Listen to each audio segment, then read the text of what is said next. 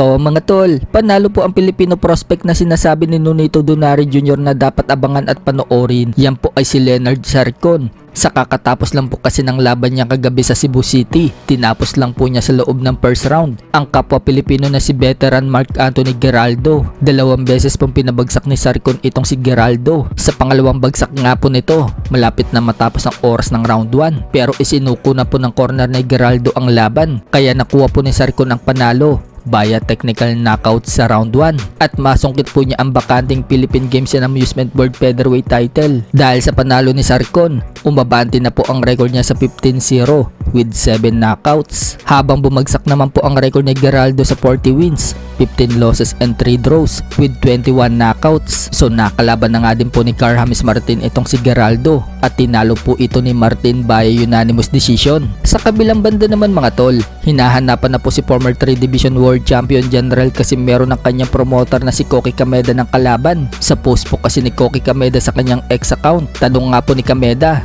any ideas daw kung sino ang dapat na sunod na makalaban ni Casimero. So may mga nag-comment po dyan mga tol, at iba't ibang boksingero ang gusto nilang makita na makalaban ni Casimero. May mga nagsasabi na si Luis Nery daw ang dapat na sunod na kalaban ni Casimero. May nagsabi naman na dapat daw rematch dito kay Kiyonnosuke Kameda. May nagsabi din mga tol na dapat daw si Donaire ang sunod na kalaban ni Casimero. May nagsabi din na Daniel Roman at iba pang mga Japanese fighters ang gusto nilang itapat dito kay Casimero. So dapat bigyan na po ni Kameda na malaking laban si Casimero para makaakit na si Casimero sa ranking sa lalong madaling panahon at makamit na niya ang pinapangarap niya maging 4 Division World Champion. Samantala, matapos pong magbakasyon ng Team Casimero sa Hong Kong, sa latest live naman po ni Casimero mga tol, nasa Macau naman po sila pumunta. So mukhang sinusulit po ni Casimero ang pamamasyal dahil sa mga susunod na buwan magiging busy na naman siya sa pagtitraining. Sa ibang banda naman mga tol, Shakur Stevenson, sinabi niya sa isang video habang nagtitreadmill siya, wala daw paraan para talunin siya ni Teofimo Lopez. Wala daw paraan para talunin siya ni Teofimo Lopez sa laban nila ngayong January 31. Best fighter nga daw siya at pangakong tatalunin daw niya itong si Teofimo sa pamamagitan ng kanya matinding pag-iinsayo, sakripisyo at disiplina